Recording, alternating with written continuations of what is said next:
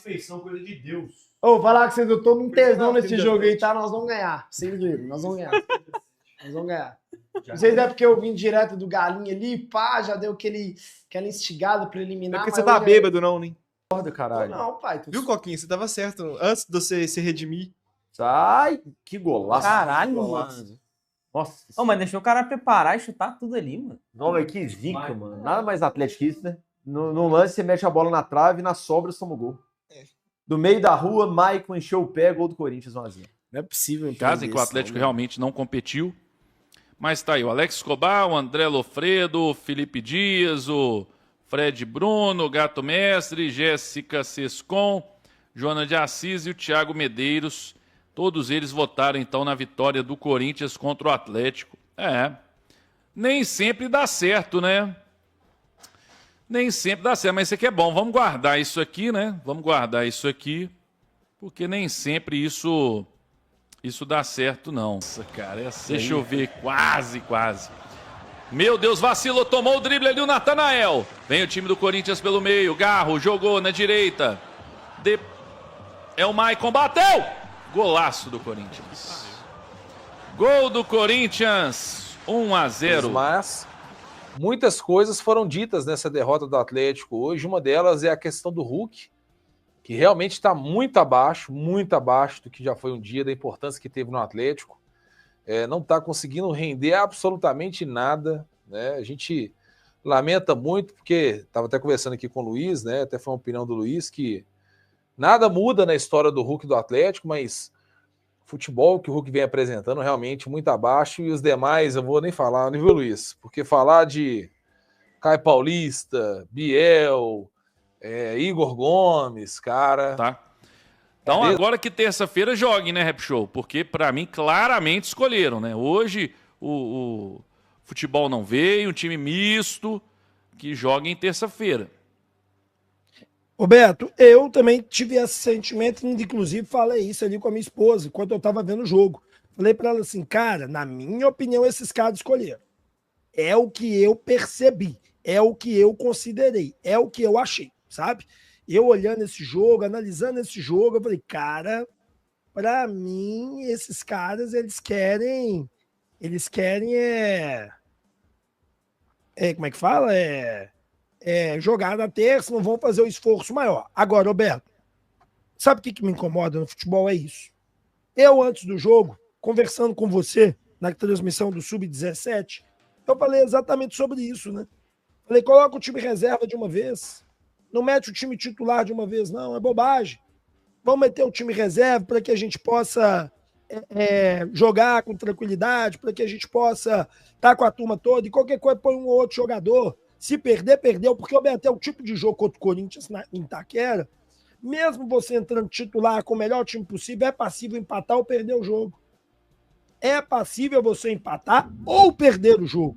Então não havia necessidade de você cansar alguns jogadores. Agora, o fato é que, Beto, nós entramos com 6 reservas, vamos assim dizer.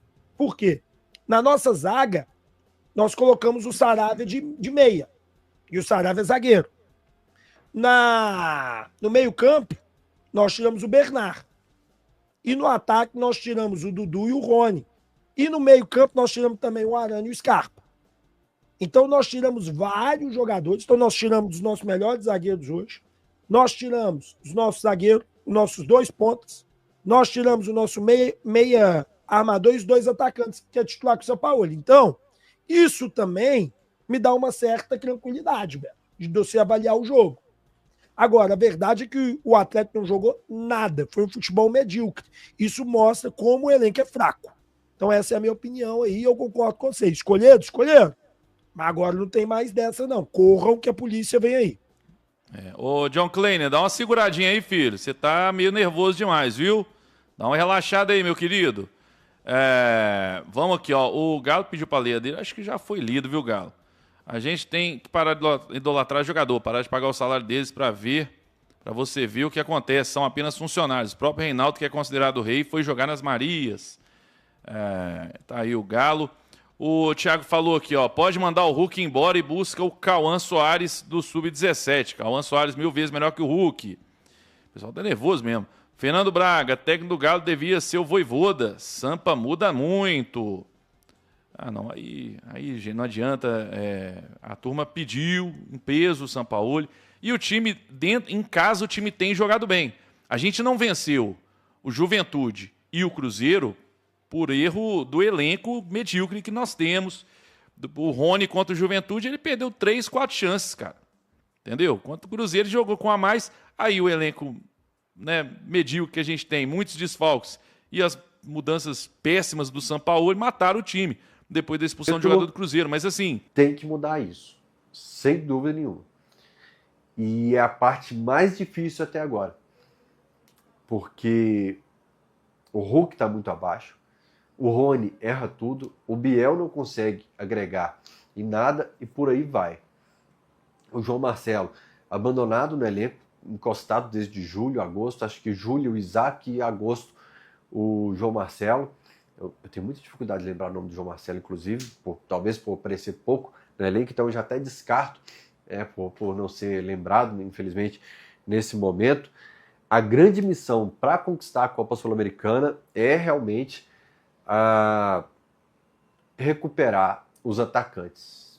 Copo meio cheio, eu reclamei por muitos anos aqui que Alan Franco, por exemplo, não balançava as redes, o Otávio não balançava as redes, os nossos zagueiros que estavam aí não balançavam as redes até a chegada do Vitor Hugo, e o Juan conseguiu fazer isso contra o Cruzeiro, mas todo pós-jogo eu falava, pô, bicho, que pena que a gente não aproveita, que os zagueiros não agregam, quando os atacantes não estavam inspirados, mas os atacantes não estarem inspirados, era o Hulk ficar 2 jogos sem marcar um gol, né?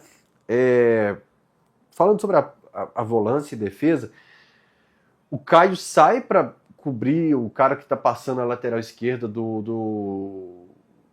nós enfrentamos o Corinthians, do Corinthians, e deixa o jogador do Corinthians finalizar. Eu acho que dava ali para ele falar para o Alonso ir e ele encurtar o espaço no jogador que finalizou. Esse espaço, esse latifúndio para o adversário ajeitar, aconteceu. O Mirassol, por exemplo, faz um gol partindo lá do meio campo, né, quando o Galo foi visitante contra o Mirassol. E no jogo seguinte, foram 2 jogos em que eu reclamei muito de espaço, dessa possibilidade de carregar. E até o próprio Fabrício Bruno, no clássico da Copa do Brasil, também teve esse espaço aí.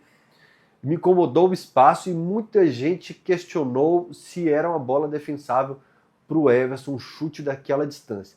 Deixa aqui a sua opinião. Se o chute, muito forte realmente assim, mas foi de muito longe. Se não dava para o Everson fazer uma defesinha, você fala assim, mas seria uma defesa muito difícil. Mas goleiro do nível dele faz defesa muito difícil realmente, né? Você acha que era uma defesa fácil ali, pelo menos uma defesa não tão difícil assim para o Everson? Comenta aí. E aí o Galo depende de uma virada no jogo. E ele só conseguiu virada 2 vezes na temporada. Nesse jogo do Godoy Cruz, que Coelho e Hulk marcaram, e naquele jogo do Fluminense, que eu acho até que o Galo faz um 2-1, o Fluminense empata 2-2 e o Galo vai fazer o 3-2 no fim do jogo.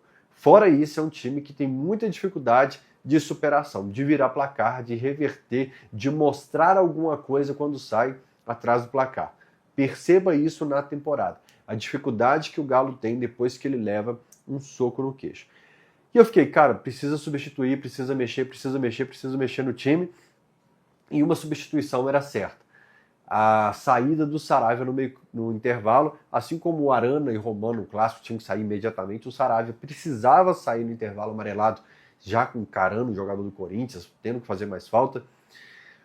E aí eu acho que eu falo como Pedro Henrique, meu amigo de Quirim, se quer ganhar, vai de Scarpa. Se ele vai apostar, um pouco mais audacioso, se ele quer continuar amarrando o jogo e tal, ir no beabá, dentro do que foi o pobre primeiro tempo, ele vai com o Saravia para ficar dentro do que ele treinou, mas sabendo que não vai agregar muito para a equipe. Ele opta pelo Natanael e, como tem agregado pouco o Natanael, né, fica sendo até uma decepção em relação ao Campeonato Mineiro. Rafael, mas o Campeonato Mineiro não é referência para nada. Aí tem que saber esses 2 pesos, 2 medidas, porque o Campeonato Mineiro, historicamente para a torcida, conseguiu recuperar alguns jogadores sim, conseguiu nos dar alguns sinais, e ali você percebe, eu vou dar de exemplo assim, o Campeonato Mineiro, você utilizou o time titular 7 jogos seguidos ali, estourou para o restante da temporada.